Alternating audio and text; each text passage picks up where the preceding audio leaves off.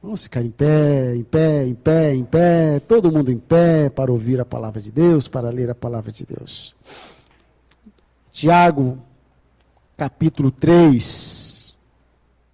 Tiago 3, começando no verso 14, vou ler até o 26.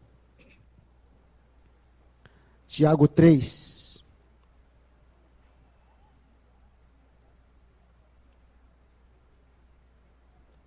Não. Desculpe, peraí. Não é 3, não. É 2. 2. Eu olhei do outro lado da Bíblia. É 2. Começando no 14. Eu vou falar, irmão, sobre os benefícios da fé. Amém? Os benefícios da fé. Meus irmãos, que proveito há se alguém disser que tem fé e não tiver obras? Pode essa fé salvá-lo? Se o irmão ou a irmã estiverem nus e tiverem falta de mantimento cotidiano, e algum de vós lhes disser, ide em paz, aquentai-vos e fartai-vos, mas não lhes derdes as coisas necessárias para o corpo, que proveito há nisso? Assim também a fé, se não tiver obras, é morta em si mesma. Mas dirá alguém, tu tens fé, eu tenho obras. Mostra-me a tua fé sem as tuas obras, e eu te mostrarei a minha fé pelas minhas obras. Crês tu que Deus é um só? Fazes bem. Os demônios também o creem e estremecem. Mas queres saber, ó homem insensato, que a fé sem as obras é inútil? Não foi pelas obras que o nosso pai Abraão foi justificado quando ofereceu sobre o altar o seu filho Isaque? Desculpa. Vês que a fé cooperou com as suas obras, e pelas obras a fé foi aperfeiçoada. E se cumpriu a escritura que diz, Abraão creu em Deus, e isso lhe foi imputado para a justiça, e foi chamado amigo de Deus. Vedes então que o homem é justificado pelas obras e não somente pela fé. De igual modo, não foi a meretriz Raabe também justificada pelas obras, quando acolheu os espias e os fez partir por outro caminho? Assim como o corpo sem o espírito está morto, assim também a fé sem as obras é morta. Mantenha a sua Bíblia aberta nesse texto e vamos orar mais uma vez. Pai, dá-me no abrir da minha boca a tua palavra com sabedoria, para que o mistério do Evangelho nos seja revelado através dessa pregação. E confirma a tua palavra com sinais e prodígios que só tu podes fazer, Pai. A ti a glória, a honra e o louvor eu oro em nome de Jesus. Amém? Pode sentar, irmãos. O calor deixa a gente assim, afônico, né? Cansado. Mas a palavra nos anima. Amém? Vamos lá. Eu amo a palavra de Deus, irmãos. Prego porque gosto, não porque faz parte do ministério a pregação. Para mim, o ministério é que faz parte da pregação da palavra. Em primeiro lugar, na minha vida, vem a ministração da palavra. Deus me chamou para ministrar. E em ministrando gera-se ministério. Então o ministério vem por causa da pregação da palavra. A palavra de Deus está acima de todas as coisas. Amém?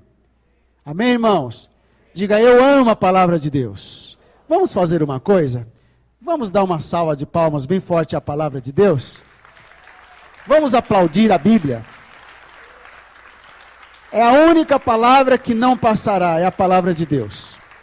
A palavra de Jesus não passará. Os céus e a terra passarão. A Bíblia diz que os céus se enrolarão como um novelo, mas a palavra do Senhor permanece para sempre. Escuta, um carro pode transportar milhares de quilos sobre si. Pode rodar por dezenas de anos e percorrer milhares de quilômetros. Mas se alguém não se dispor a colocá-lo na estrada, ele vai sair da fábrica e vai enferrujar-se e apodrecer lá no pátio. Não é verdade? Outro dia, passei ao lado de uma montadora e vi talvez milhares de carros empoeirados, nem pareciam ser carros novos. E eu pensei, se esses carros ficarem aí, vão apodrecer, vão enferrujar, vão apodrecer e ninguém vai poder fazer uso deles. Algo semelhante pode acontecer conosco. No dia em que nascemos de novo, saímos da fábrica novinhos, mas se não resolvermos pôr os pés na estrada, a servirmos a Deus, vamos enferrujar e apodrecer dentro de nossas igrejas. Então, quando resolvermos fazer alguma coisa, já não conseguiremos mais. Fale para quem está do seu lado, Deus não quer que você se enferruje, meu irmão. Fale de verdade para quem está do outro lado, Deus não quer que você apodreça dentro da sua igreja. Diga, Deus quer, bem forte, Deus quer que eu ponha o pé na estrada. Aleluia, diga, Deus quer que eu ponha o pé na estrada. Deus não quer que você apodreça no pátio da igreja. Dá um sorriso para mim. Eu sei que isso não é engraçado, isso é muito sério, irmãos. A fé é como nossos músculos. Quanto mais trabalharmos para Deus, mais robusta ela vai ficar. Eu li ou ouvi, não sei, em algum lugar, não lembro mais, faz tempo, que, aliás, o Eric, que é um especialista, poderia até me confirmar isso, se é verdade. Que a idade boa para se fazer o halterofilismo é aí entre os 20 e 21 anos, porque aí o corpo desenvolve de uma maneira mais equilibrada. Ouvi isso aí. Tem fundamento? Você vai dizer, mais ou menos. Não dá para explicar, né? Mais ou menos. Porque se a criança começar a fazer o halterofilismo muito cedo, vai desenvolver e vai ficar meio deformada. Essa era o teor da matéria lá. Não é invenção minha. A fé é assim, irmãos. E nós sabemos que aquele que faz exercício começa levantando lá um peso menor, e ele se cansa, e daqui a pouco pega um peso maior, e eu já vi na televisão pessoas musculosas levantando aí 180, 200 quilos. A nossa fé, se não for exercitada, ela também atrofia,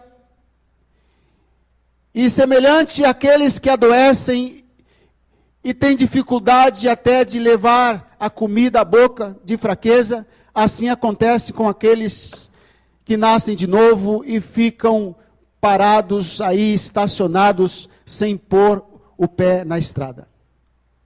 Eu já disse aqui muitas vezes e vou continuar dizendo que Jesus não salva ninguém, nenhuma pessoa é salva para ficar aí plantada na igreja, só comendo, porque Jesus não tem filho, Deus não tem filho, a igreja não tem crente, como chama aqueles japoneses que comem, fica desse tamanho? Aquele esporte lá, sumô, crente sumô. Crente sumô, irmão. Só que aqueles homens lá, eles faz parte da arte deles lá, né? O crente que só come, ele vai virar um crente sumô, porém, não vai nem conseguir empurrar o irmão para fora da raia, lá, sei lá como chama, do espaço lá. Ele vai ficar como, desculpe a comparação grosseira, irmãos, mas alguns anos atrás eu fui visitar um tio meu, lá lá na Bahia, e ele tinha lá um porco, e ele me levou para mostrar o porco. Ele disse assim, sabe, Rui, esse porco ele não enxerga mais. Engordou, e a carranca dele desceu assim, cobriu o olho, e o porco estava lá sentado, e ele mal conseguia se apoiar nas duas patas da frente, e fazer assim.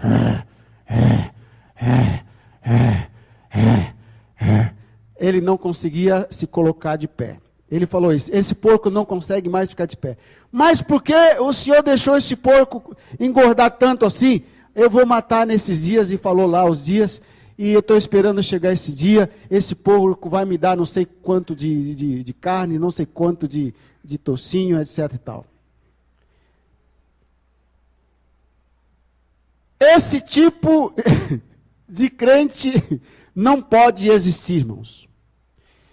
E o pior é que é comprovado que a maioria das pessoas que estão na igreja nunca trouxe ninguém para a igreja, nunca levou alguém para Jesus, nunca fez nada para Jesus.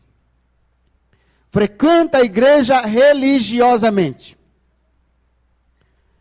O culto, no nosso caso aqui, a escola dominical é às 4, o culto é às 5, terça-feira libertação, sábado os jovens, quarta-feira grupos de discipulado, de relacionamento, participa de tudo isso, mas apenas participa, apenas come, e come sexta, e come sábado, e come domingo, e come segunda, e come terça, e come a comida que eu dou, come a comida que o pastor Aguinaldo dá, come a comida que os jovens dão aqui no sábado, come a comida que os discipuladores dão, come outras comidas de fora ainda, os fast foods da televisão, come a comida do R. Soares, come a comida do Bispo Macedo, e vai comendo, e vai engordando, e a sua vida, em vez de melhorar, piora cada vez mais.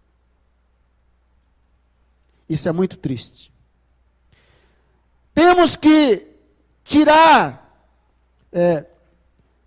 proveito da nossa fé. O verso 14, eu pedi para você manter a sua Bíblia aberta, porque eu vou voltar a alguns versículos. Diz assim, meus irmãos, que proveito há se alguém... Então, se não há proveito para alguém que tem fé e não tem obras, então há proveito para os que têm obras realizadas através da fé. Amém? Fale para quem está do seu lado, você tem que tirar proveito da sua fé. Aliás, essa é praticamente uma premissa que existe por aí. Você tem que tirar proveito da crise. Você tem que tirar uma lição da crise. Você tem que aproveitar a crise para mudar, fazer alguma coisa diferente. Você tem que ver na crise uma oportunidade. Não é assim? A Bíblia está dizendo, meu irmão, você tem fé? Quem tem fé aqui, levanta a mão. Todo mundo levanta, todos nós temos fé, sabia? Então diga, eu tenho que tirar proveito da minha fé. Mais forte, eu tenho que tirar proveito da minha fé. Tem que tirar proveito da nossa fé, irmãos. Agora, dizer que tem fé em Deus não basta. Eu tenho fé em Deus. Eu tenho fé em Deus. É necessário produzir algo que justifique essa fé. Diga, eu tenho que produzir algo que justifique a minha fé. Até o texto tem uma expressão muito forte. Diz assim o verso 19, crês tu que Deus é um só? Olha, todos nós cremos que Deus é um só, amém, irmãos? Todos nós cremos. A Bíblia diz, fazes bem.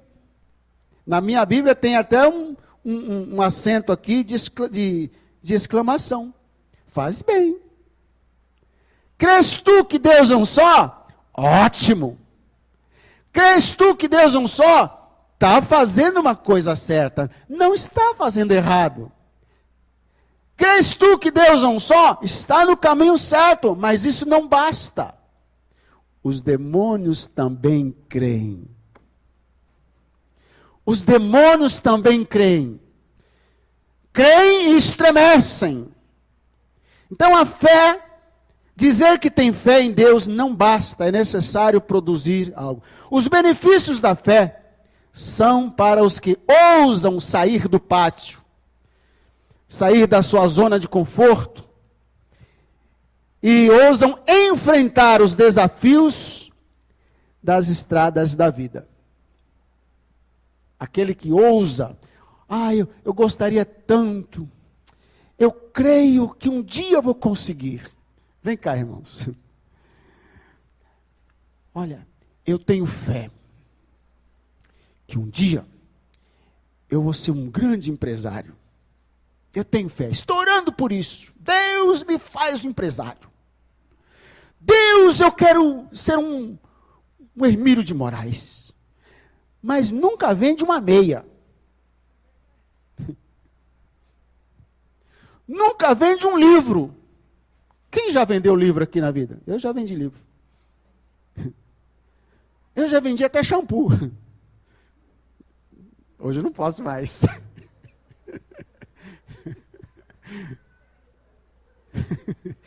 Por que vocês estão dando risada? Ué, eu vendia shampoo, ué. Eu já vendi corte de tecido, já vendi roupa de cama, viu? A minha esposa já vendeu, só não vendeu bombril. Eu tenho fé que Deus vai me abençoar, mas não dá o primeiro passo. Agora, tem gente, irmãos, tem gente que tem fé errada, fé, motivos errados. Isso não é fé, isso é um desequilíbrio. Olha para mim, irmãos, eu estou com 56 anos, muito bem vividos, obrigado, e não estou tão mal assim pela idade, eu acho, estou convencido nisso. Porque eu vejo umas pessoinhas aí de 56 anos que só a graça, irmãos. Parece que tem 120. Aliás, 120 não fica feio daquele jeito, não. Porque se ficar, não quero também. Não quero ficar 120 anos com a cara daquela, não. Mas olha para mim, imagina eu chegar aqui e dizer, irmãos, estou jejuando, estou orando, estou treinando, irmãos. Todos os dias, 8 horas, porque eu tenho fé, eu creio que um dia eu vou ser goleiro da seleção brasileira. O que vocês vão achar de mim? O que vocês vão pensar, irmãos? Lógico, com toda razão. Ficou doido. Fé errada, motivo errado. Você acha que eu vou ter chance para isso? De jeito nenhum. Irmãos, eu estou estudando, sabe? Tudo quanto é curso que passa pela minha frente, estou estudando, porque eu tenho certeza, um dia eu vou pilotar como chama? Uma nave espacial, e vou ser o primeiro a pisar em Saturno. Irmãos, dá licença. Dá licença, irmão. Eu posso até acreditar que meu tataraneto um dia venha fazer isso, mas eu?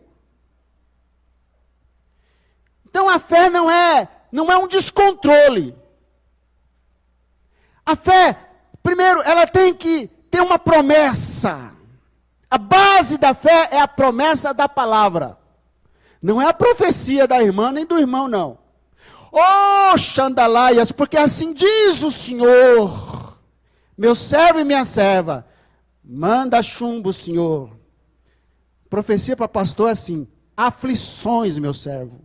Tribulações, muitas, é sempre muitas, te prepara, meu servo, porque lá vem chumbo grosso.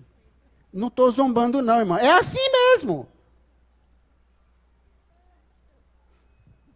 E para solteiro é,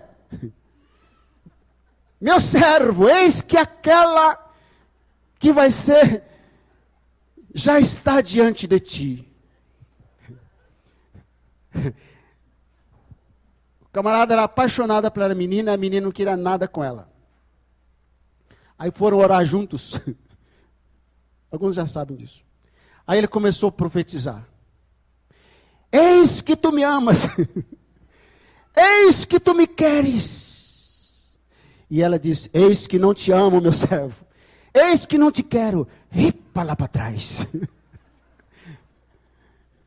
Precisa ter cuidado com essas coisas. Porque a fé, ela tem uma base na promessa da palavra de Deus. Mas uma promessa específica, não uma promessa generalizada. Você abre lá a Bíblia e Deus está falando para Abraão. Eis que te farei pai de nações. Aí você diz, está vendo? Vou até contar estrela lá fora. Senhor, recebo 1, 2, 3, 4, 5, 6. Quantos países tem mesmo? Vou governar tudo. Também um motivo errado. Mas se essa mesma palavra entra no seu espírito, o Espírito Santo vai te dar entendimento. E você vai entender que as nações que Deus vai estar falando, não é do tipo que ele falou para Abraão. É aí que você tem que pegar como base para a sua fé. Amém? Mas há certas circunstâncias, há tanta coisa para se falar, mas há certas circunstâncias que se você ajudar a fé, você também vai atrapalhar. É uma coisa delicada. Você tem a promessa, você crê, você dá o primeiro passo, mas você não pode atrapalhar Deus. Deus está pronto, irmãos, nós não estamos. Por uma razão muito simples. Olha lá para aquela parede. Nós dependemos daquilo ali, ó. Do tempo. Do tempo. Deus não conta o relógio por causa dele. Está chegando a hora de buscar a igreja, não posso atrasar, senão o que os anjos vão pensar? Que eu marco a coisa e não cumpro. Não tem isso. Deus olha o relógio por nossa causa. Não, eu tenho que segurar esse tempo aí, porque senão esse meu filho está muito lerdo. Era para ele estar lá às 3 horas da tarde, nada. Corre, meu filho, senão tu perde a bênção. Está entendendo, irmãos?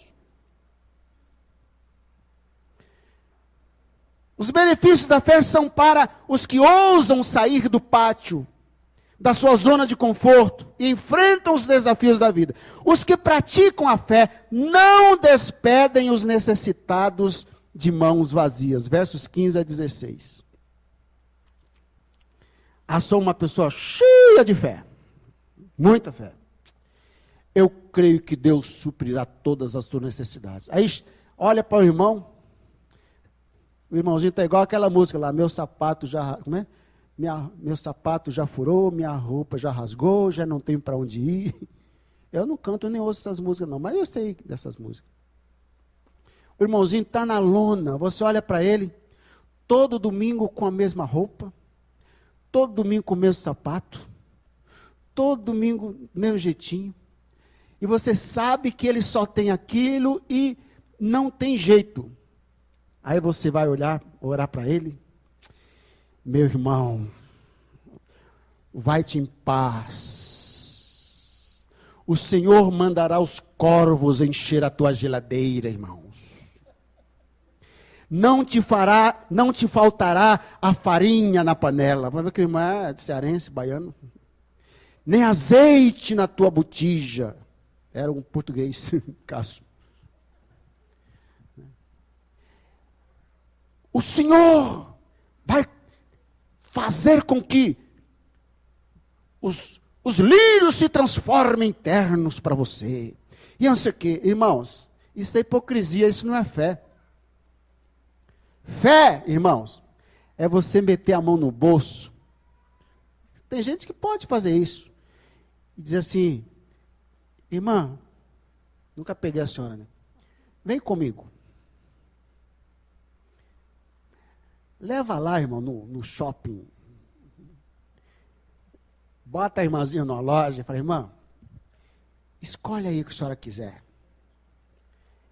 Eu quero que a irmã saia daqui hoje Ah, eu gostei desse, mas é tão caro. Não se preocupe. A pessoa, se fizer isso com a mulher, ela pira. Fashion. Agora vamos passar na loja de sapatos. Escolhe a bolsa. Estou adivinhando não, irmão. Estou adivinhando não. Bolsa, sapato. Aí passa lá na casa de joias. Escolhe o brinco.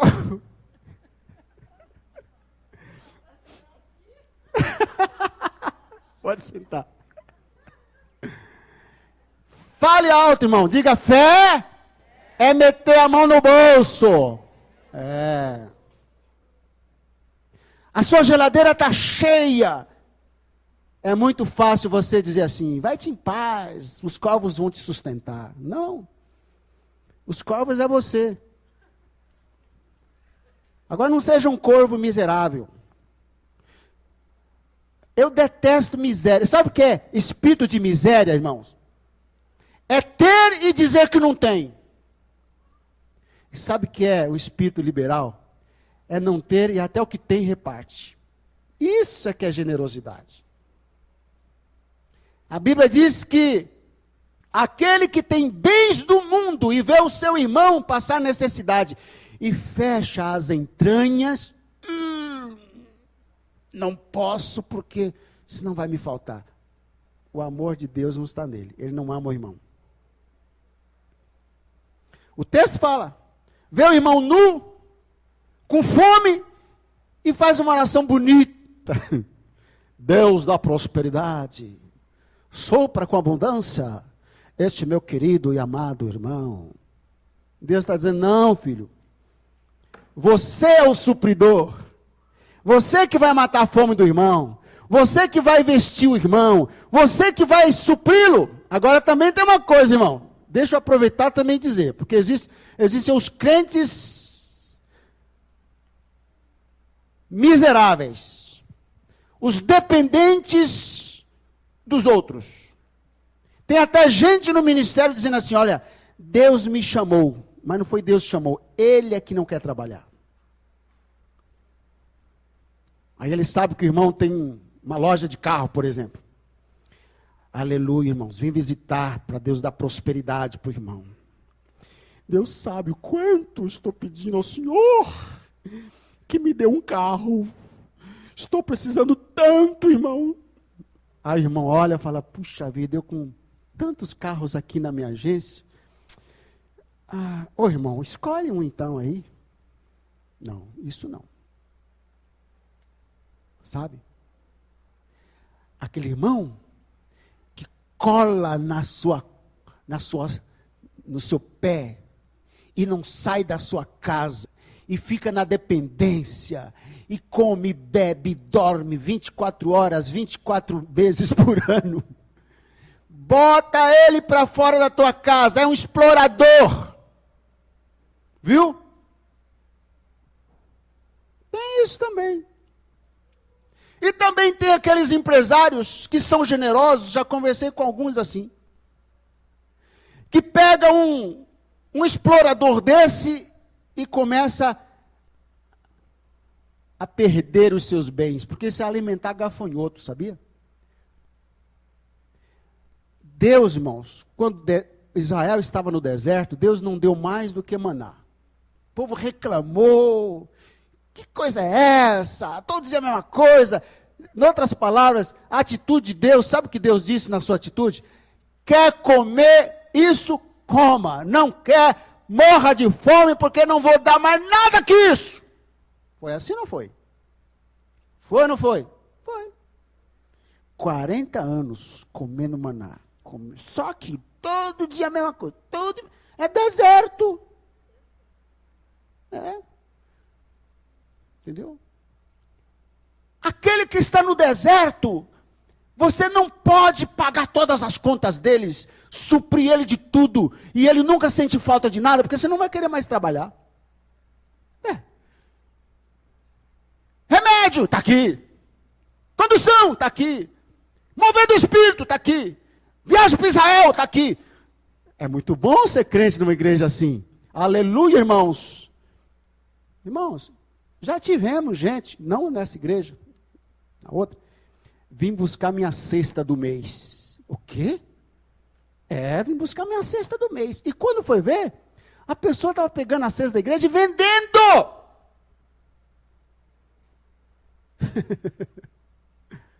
Não, precisa ter equilíbrio, irmãos.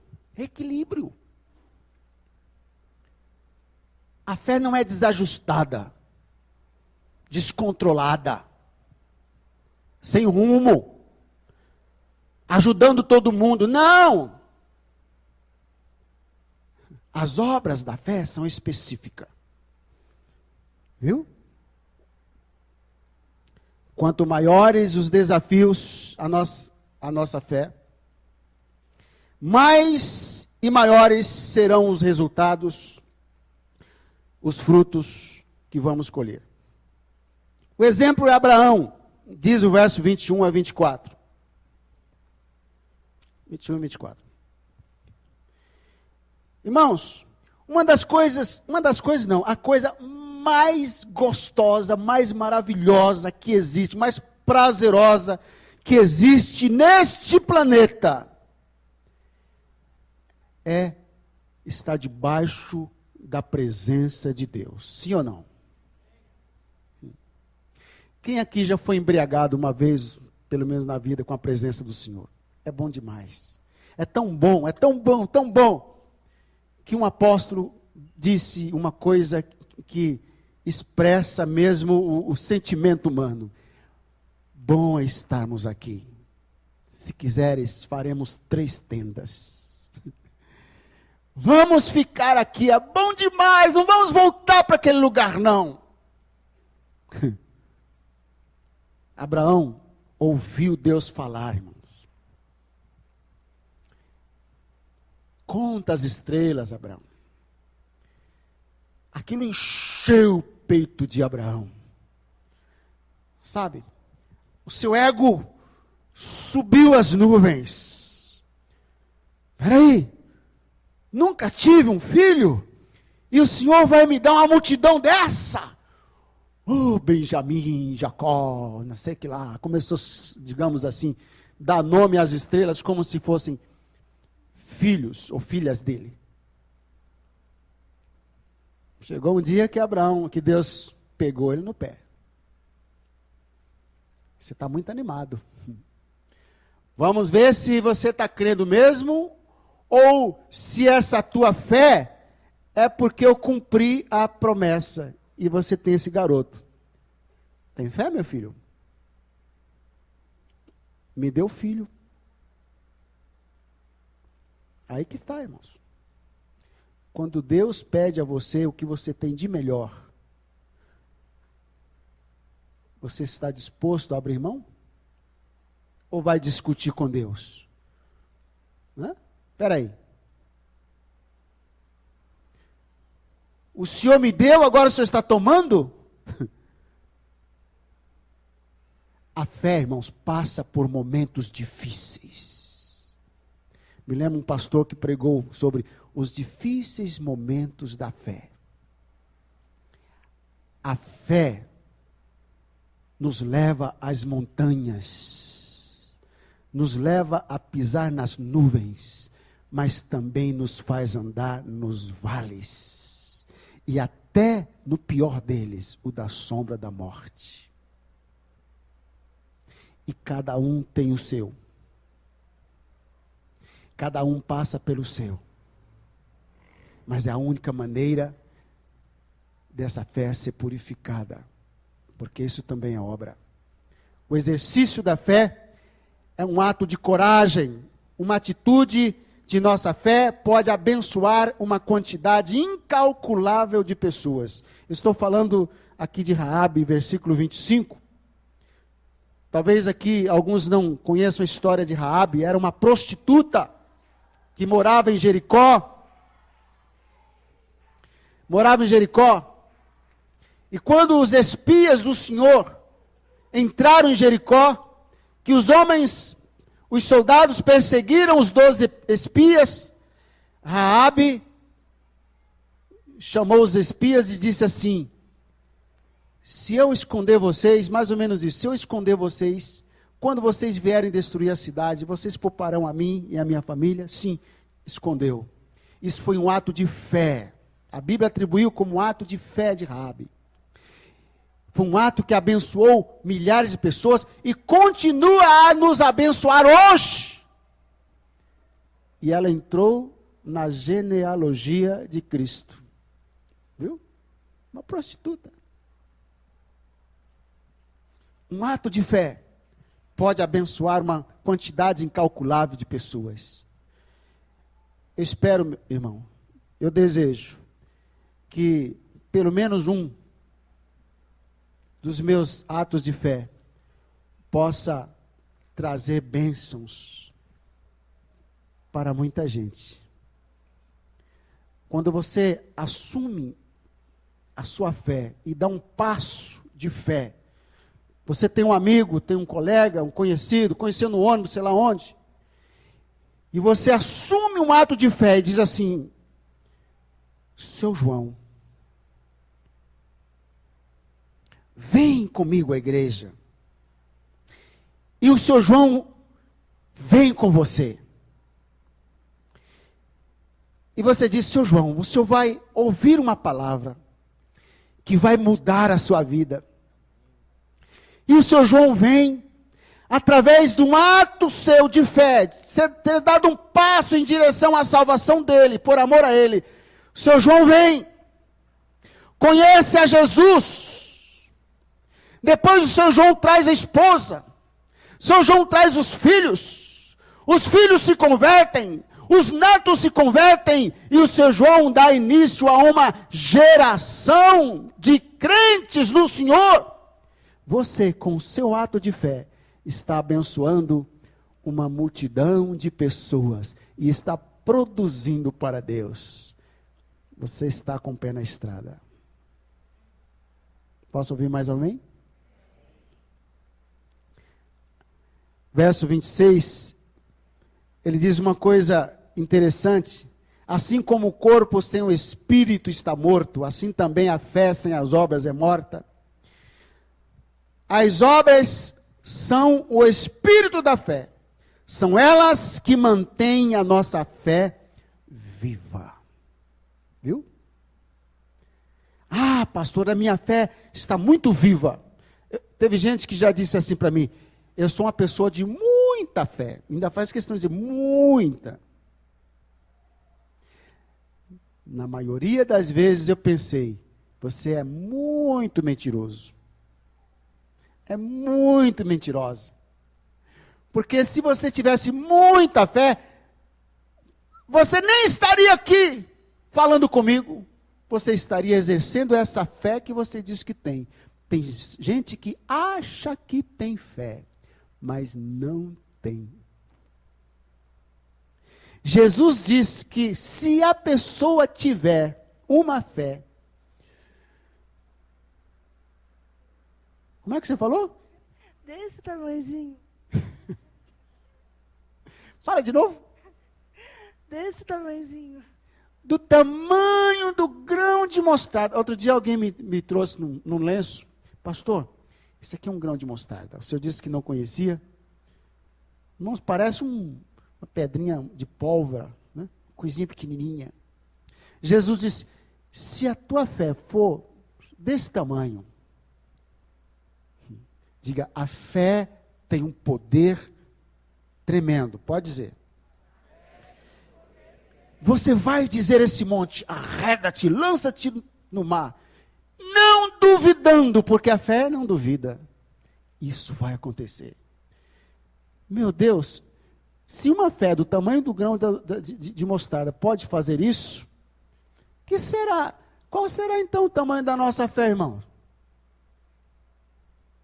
Hã? Precisa de uma lupa, talvez. Deixa eu ver se eu consigo enxergar a minha fé. Ah, não, aumenta mais. Isso aqui está fraca. Pode fazer uma pergunta. Sim.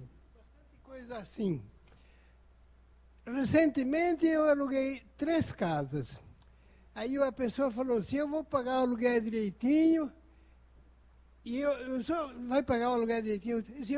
Eu tenho fé que vou pagar. Aí o cara mora 2 meses, aí não paga mais. Aluguel não paga mais, luz não paga nada. E que fé é essa então? Que fé? Que fé é essa? Por causa da fé. Eu tenho fé que o cara vai pagar O senhor, 3 meses e não paga. a sua fé estava no homem, pois. A sua fé estava no homem, miserável do homem que confia no homem. Que o homem é um grande canalha, esse homem. É um coitado. Está vendo? Não é verdade? Está vendo? Que bom exemplo. A sua fé não tem que estar nas pessoas. Miserável do homem que confia no homem. Mas bem-aventurado do homem que confia no... Amém? Muito bem, senhor Carlos. Muito bem. As obras, aliás, as obras são o espírito da fé. Quando você produz pela fé uma obra, é porque essa fé realmente está viva. Está viva. Eu contei aqui aos irmãos, Jesus, olha a hora, que o diabo disse para mim assim, dia 3 de setembro de tal ano você vai morrer, 1 ano e meio antes. Lembra disso? E eu comecei a acreditar que eu ia morrer mesmo. Eu estava baseando a minha fé numa ameaça de Satanás. Satanás ameaçou, você vai morrer. E eu tomei aquela palavra na minha mente como base e comecei a desenvolver a minha fé. E o pior de tudo, como disse aqui, eu pus o pé na estrada e comecei a praticar essa fé. Os irmãos não perceberam, mas na época eu me lembro que eu cheguei a dizer assim, irmãos, eu quero achar essa fita um dia, esse CD. Se eu morrer hoje, tudo que eu gostaria de dizer para vocês eu já disse. E se vocês quiserem saber o caminho que eu gostaria que a igreja tomasse, é só pegar os CDs, ouvir e está tudo lá. Eu me lembro disso. Mas quando é que eu destruí essa fé falsa? O dia que o versículo bíblico subiu no meu coração, na minha mente, e disse assim, está escrito, pelo que não morrerei, mas viverei para contar as maravilhas do Senhor. O que aconteceu? Eu peguei a palavra de Deus, eu não peguei um contrato de aluguel, eu não peguei a palavra do canalha, eu peguei a palavra de Deus e comecei a construir em cima dessa palavra o que a palavra estava dizendo. Aquela voz dizia assim, dia 3 de setembro você vai morrer. Mas o versículo dizia assim, não morrerás, mas viverás para contar as maravilhas do Senhor. Eu comecei a desenvolver isso. Sabia? É assim. Você pode ter uma fé hoje para uma coisa e amanhã não ter mais aquela fé. Porque o Espírito Santo plantou aquilo no seu coração para te dar vitória numa área. E depois que você tem, você não precisa mais daquela fé. Você pode ter fé para ser curado de um câncer e não ter fé para ser curado de uma gripe.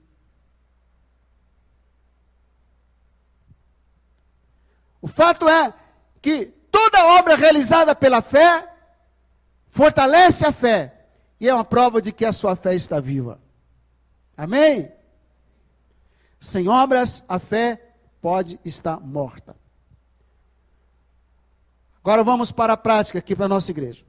Todos os membros de nossa igreja estão convidados a pôr os pés na estrada, a servir ao Senhor. Depois eu vou ler o resto. Todas as pessoas que Deus tem colocado na nossa igreja são pessoas que têm um potencial tremendo para servi-lo. Tem uva verdadeira aqui? Não. Não. A ceia é verdadeira, irmão, mas esse caixinho aqui é falso. Né? É só para enfeitar. Mas parece bem, né? Poxa, uma uva desse tamanho, vai sobrar uma. Mas digamos que isso aqui seja verdadeiro. Para ilustrar. Espero que não rompa nenhuma. Vou pegar uma aqui. Você pega uma uva dessa. Dessa não, de outra. Você pega uma uva. O que você tem em mão? Você tem Tem uma uva. Tem uma uva. Apenas uma uva? Não. Essa uva aqui, essa única uva, ela tem um potencial de produzir milhares e milhares e milhares e milhares de outras uvas. É ou não é?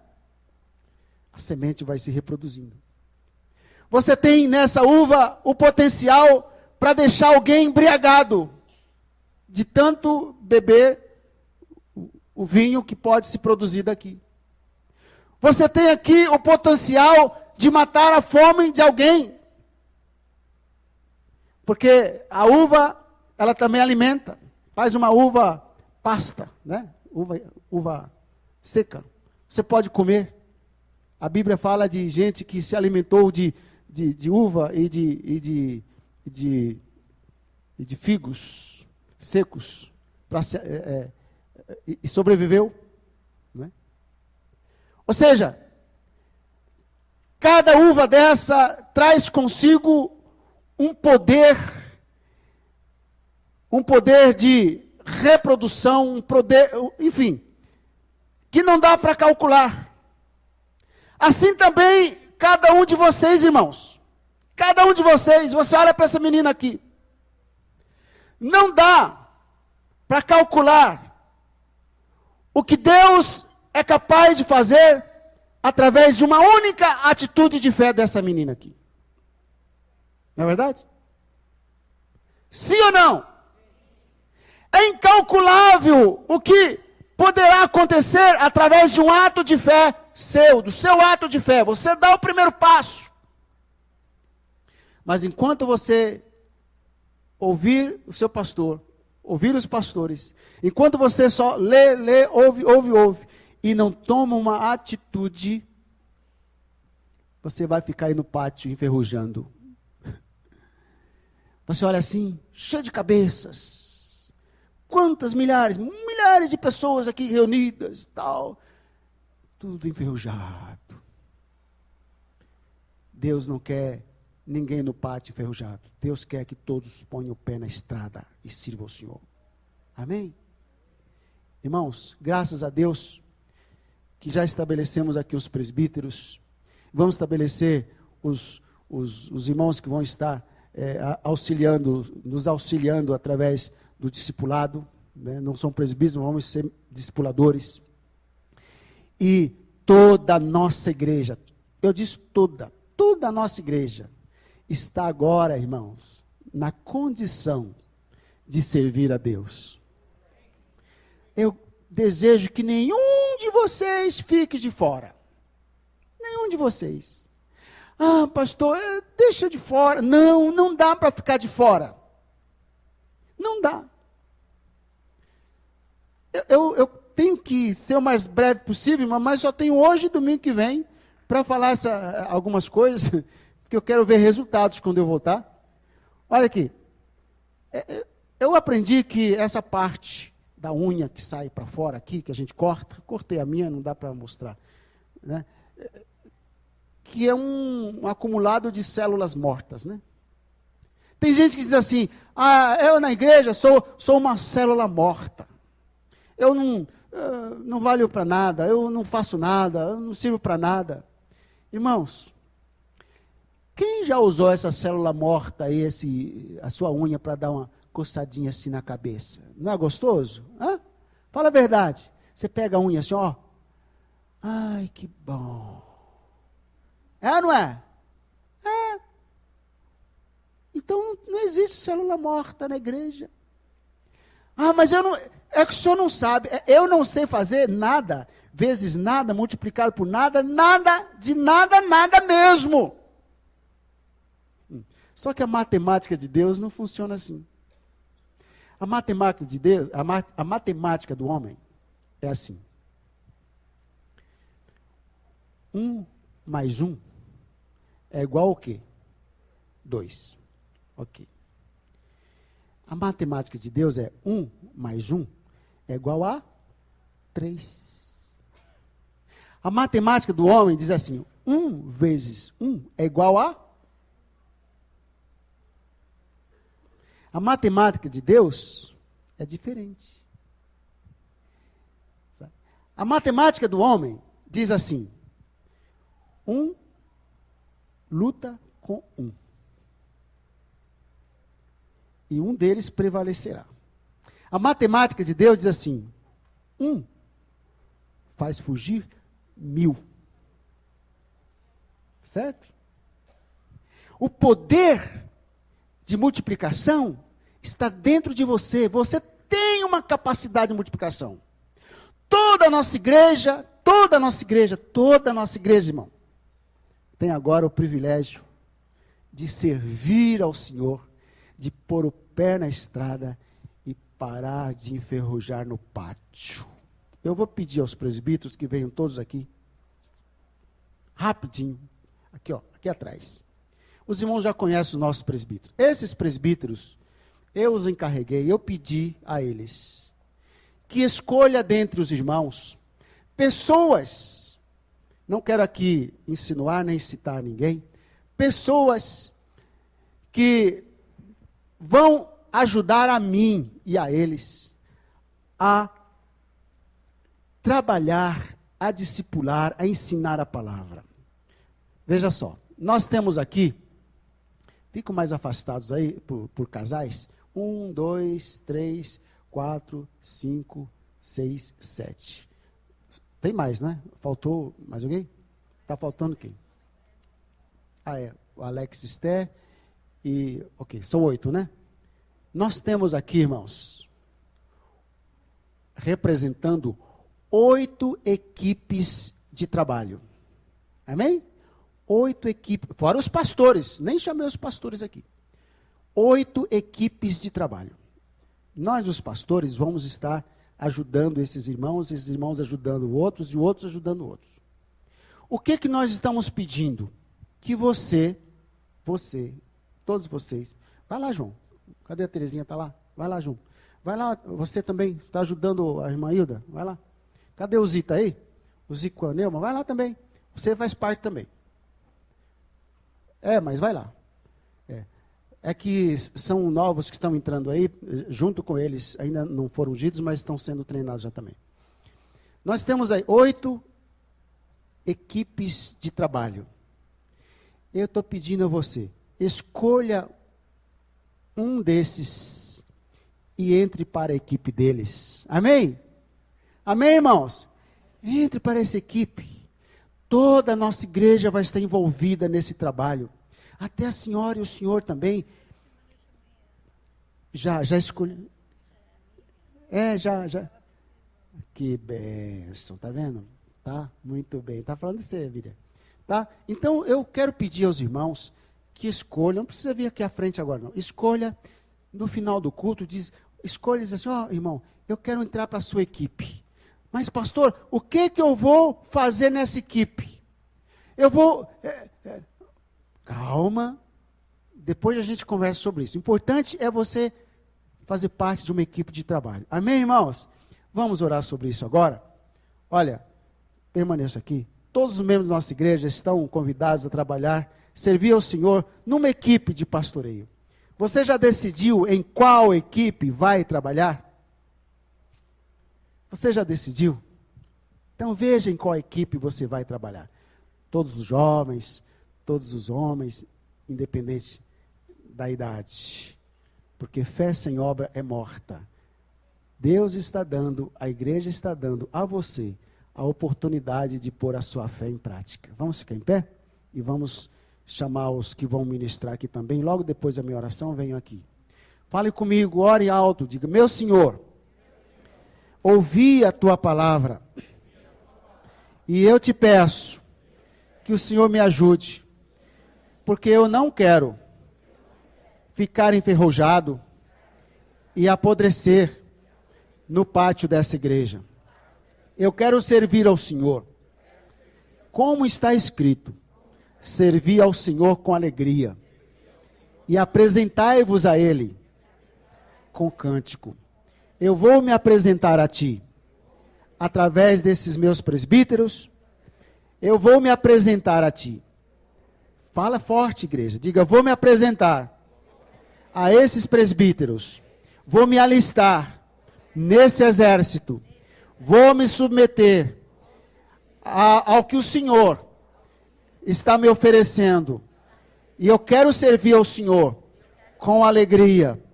Por isso que eu me apresento diante do Senhor com alegria. Me ajude, Senhor, a pegar o que o Senhor vai ministrar ao meu coração e transmitir para outras pessoas, a servir ao Senhor na tua causa, na tua obra, em nome de Jesus. Amém? Pode sentar, vamos para a ceia. Quem vai ministrar a ceia comigo, já fiquem aqui do lado. Irmãos, na noite em que Jesus foi traído. Alguém pode teclado? Já foi. Na noite em que o Senhor Jesus foi traído, irmãos. É difícil isso. Se você é traído, qual é a reação do ser humano que é traído? Fica mais para trás aqui para poder ver os irmãos, depois vocês venham. Aqui assim. Hein? Qual é a reação normal do ser humano que é traído? Pegar o outro de colarinho. Polícia, briga, quebra-pau. Sabe o que Jesus fez? Foi na noite que ele foi traído. Ele sabia que estava sendo traído. Tanto que ele disse assim: eu escolhi vocês e um de vocês é o diabo. No meio de vocês tem aquele homem que come comigo no meu prato, que vai me trair. Isso é triste. Isso é triste. A Bíblia não menciona, irmãos, mas provavelmente tenha descido até lágrimas nos olhos de Jesus, porque ali ele sentiu peso. Quando Jesus tomou o pão e o partiu, e disse: tomai, reparti entre vós. E quando ele pegou o cálice, e disse: bebei dele todos, porque este é o cálice da nova aliança. Sabe o que ele estava fazendo ali? Sabe o que aconteceu ali naquele momento? Sabe? A Bíblia diz: o castigo que nos traz a paz. Ou seja, naquele momento, o castigo que estava sobre os homens, Jesus tomou sobre si, chamou sobre si. Quando ele bebeu aquele sangue, os discípulos beberam vida, mas ele bebeu a nossa morte. O poder da aliança tornou Jesus tão pecador, ou mais ainda, como qualquer de nós. Mas porque eu carrego as consequências e carrego os meus pecados. E ele carregou todos os meus, mais os da irmã Hilda, que não deve ser pouco, porque com 70 anos de idade, quanto pecado? 80 anos de idade, já pecou mais que eu. Né? Eu estou com 56, mais tempo, lógico. Não, mais tempo. Tem mais tempo pecando que eu. Você pegou os seus, pegou até dos que morreram no passado e dos que hão de nascer. Olha, gente, não é brincadeira. Aí a gente entende, ele foi mesmo moído pelas nossas transgressões. Moído. Mas graças a Deus que Ele nos deu a vida. Eu vou pedir que você fique em pé. Vamos orar, irmãos. Coloque a mão no seu coração. A Bíblia diz que devemos nos examinar. Examine-se, pois, o homem a si mesmo, e assim coma. Não é examine-se e não coma. Faça um autoexame. E a Bíblia diz como? Diz assim: vê se há em mim, Senhor, algum caminho mau, e guia-me pelo caminho eterno. Eu vou pedir que Samuel ore pelo pão, pedindo perdão a Deus, confessando, e junto com Samuel todos nós vamos estar orando. E a Meire, casal de presbíteros, ore pelo cálice, igualmente, pedindo perdão a Deus, e faça da oração deles a sua oração. Depois vamos comer o pão e beber o cálice. Pai Santo, nós cremos na palavra que está escrito que aquele que não conheceu o pecado se fez pecado por nós. Na cruz do Calvário o Senhor assumiu a nossa condição humana pecaminosa. Mas nós cremos também na palavra que saiu dos teus lábios, Senhor Jesus, está consumado. Obrigado, Senhor, porque a vitória na cruz foi perfeita. E nós estamos aqui na condição, Senhor, de redimidos e lavados pelo teu sangue. Nós queremos reconhecer que só o Senhor é Deus.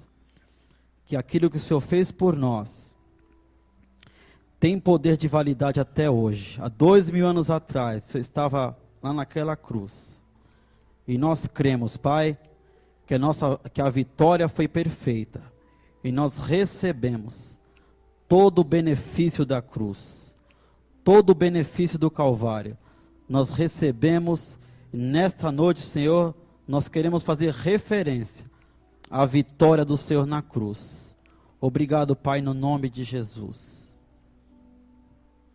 Senhor, da mesma forma, Pai, nós te louvamos, Senhor, por cada momento, Senhor, ali na cruz, por cada pecado que foi levado nosso, Senhor, dos nossos antepassados, nossos filhos.